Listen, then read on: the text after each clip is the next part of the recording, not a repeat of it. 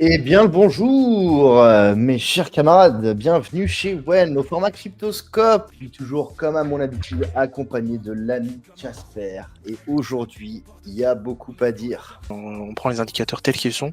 Euh, il faut être beaucoup plus baissier dans ces analyses en l'état que haussier. C'est factuel. De par les graphiques, de par les indicateurs qu'on va voir, en vrai, on verra ce qui invalidera évidemment ces scénarios. Parce que faut pas regarder qu'au sud, il faut évidemment beaucoup plus regarder au nord. Parce que bon bah un marché dans son essence monte, mais c'est toujours important ouais, de mettre de la nuance. Du coup, bah, ça fait une super transition pour parler de notre bon vieux marché, de BTC, de tout ça. Je pense qu'on va faire un petit tour dessus quand même. Alors, en vrai, il n'y a pas grand chose à dire sur la structure. Ok. En soi, ce serait vous mentir de vous dire le contraire. On n'a pas bougé plus que ça, d'accord. Et ça sert à rien de se répéter.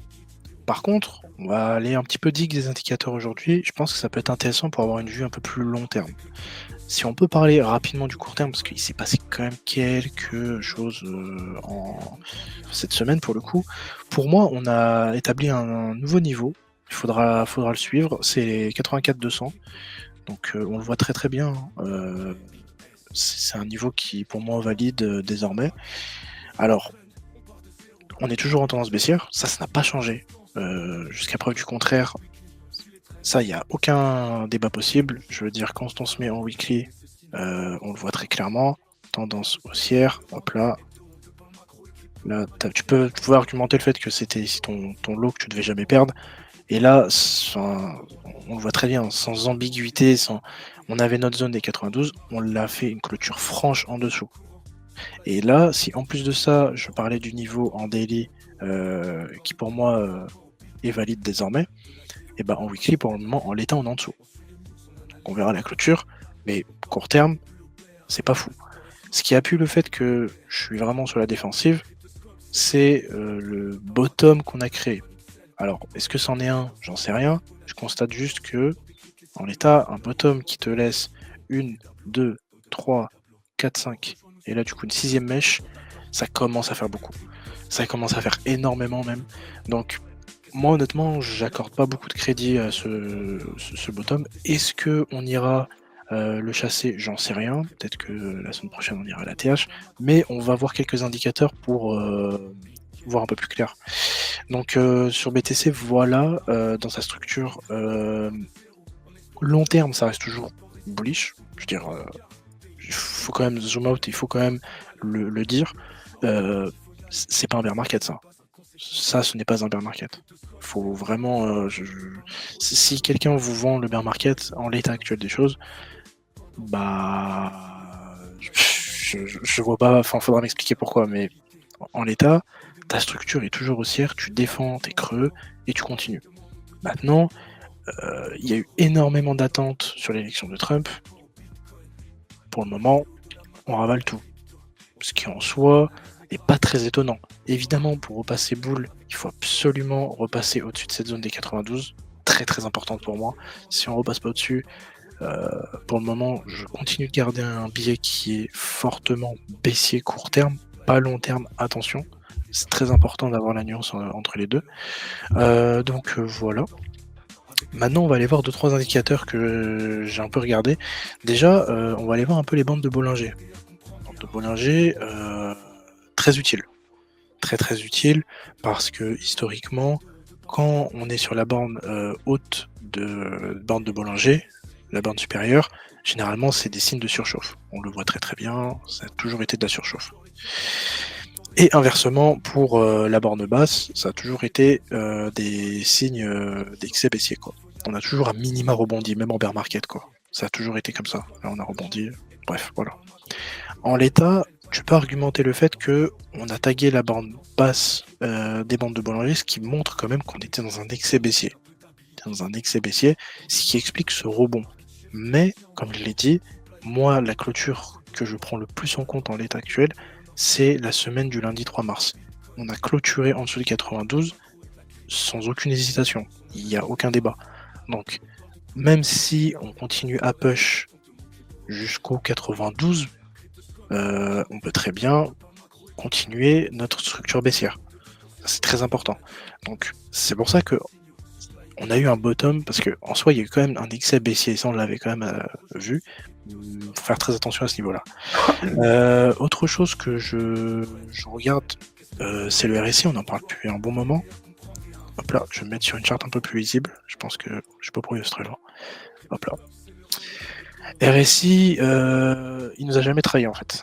Il nous a jamais trahi, il a toujours servi de support sur la zone des 50 et on le voit très très bien ici. Ça on en avait déjà parlé de toute façon, ça a toujours fait office de support. Ici, ici, hop là, ici. Donc, et après on est reparti. Pareil en bear market, on l'a utilisé en tant que résistance et au final on est parti en bear market tout simplement. Donc sur le RSI pour le moment on est sur support sur la zone des 50, ce qui appuie le fait que la semaine dernière, enfin, en tout cas les 2 dernières semaines, on a été dans des zones de survente. Donc en l'état, la respiration qu'on a eue c'est normal. Mais j'appuie vraiment ce point-là, la structure n'a pas changé, elle est court terme baissière. Même si on a des surventes. Vraiment ça il faut l'avoir en tête. Donc sur le RSI, voilà, maintenant est-ce qu'on ira un peu plus haut pour rechercher un petit peu en dessous de la zone des 40, enfin 45-50 sur une liquidation finale? En tout cas c'est ce que je joue. Et pour appuyer ce scénario-là, je vais vous montrer des moyennes mobiles. Moyenne mobile que j'estime vraiment pertinente pour le coup. Donc là, c'est la moyenne mobile 100 périodes et la moyenne mobile 50. Ok. Alors, historiquement, comme on le voit très nettement, on va aller sur le dernier cycle. La moyenne mobile 50 périodes, en weekly en tout cas, elle nous a toujours historiquement servi de support quand on était en bull market. Quand on est passé en dessous, on l'a pullback, bear market. Ok. On peut aller vérifier ça sur le précédent cycle, d'accord? Ça se vérifie aussi. Donc là, on l'a utilisé en tant que support, on a clôturé en dessous, pullback, bear market. Ok? Donc, en l'état, quand on regarde aller où, troisième point, troisième indicateur, on est très proche du bottom local qu'on a eu. Donc, ça appuie vraiment le fait que ça ne m'étonnerait pas que même si les prochaines semaines on continue de pump, c'est normal. Faut laisser vraiment. En fait, BTC il prend vraiment son temps. Structure baissière ou haussière d'ailleurs, ça prend vraiment du temps. Le problème c'est qu'on est beaucoup trop pressé par le marché. Donc voilà. Et je voulais parler en même temps aussi de la moyenne mobile à 100 périodes. Alors celle-là elle est terrifiante. Parce que moi, vous savez, mon scénario que je joue, ça a toujours été cette zone-là. Cette zone-là, la zone des 70 000, avec une liquidation finale sur le pivot pour moi, au niveau des 65 000. Ce que j'aimerais énormément, parce que en soi, alors évidemment, ça porte à débat, hein. Il y en a qui seront d'accord, d'autres non, mais si tu fais du swing trading, en vrai, il y en a qui vont te dire, mon SL, je l'aurais mis là. Moi, pour moi, j'y crois pas. Je pense qu'on surestime un peu trop les intervenants et que le SL logique, il est là. Soit il est là, soit il est là. Mais pas ici, je pense. Donc, on verra si on y va. Du coup, en parlant de la moyenne mobile sans période. La moyenne mobile sans période, c'est simple. La dernière fois qu'on est passé en dessous, c'était un bear market. Bear market, et quand on est repassé au-dessus, c'était le bull market. En soi, ça ne donne pas des niveaux techniques à in, mais ça nous donne des indications, d'où le but d'un indicateur en fait. La moyenne mobile sans période, elle se trouve pour le moment à 56. Je pense qu'elle va monter doucement sur les 60 000, faire un truc comme ça. Hop là. Donc dans mon scénario, moi je continue à jouer la tendance baissière parce que bah juste je suis les signaux que je vois devant moi. Alors, dans le meilleur des mondes, le S&P il se casse pas trop la gueule. Et on vient faire notre liquidation, peut-être à aller à 65, ou on tacle juste les 70 et on repart. Maintenant, j'exclus pas le fait que la moyenne sans période, elle se trouve à 60 000.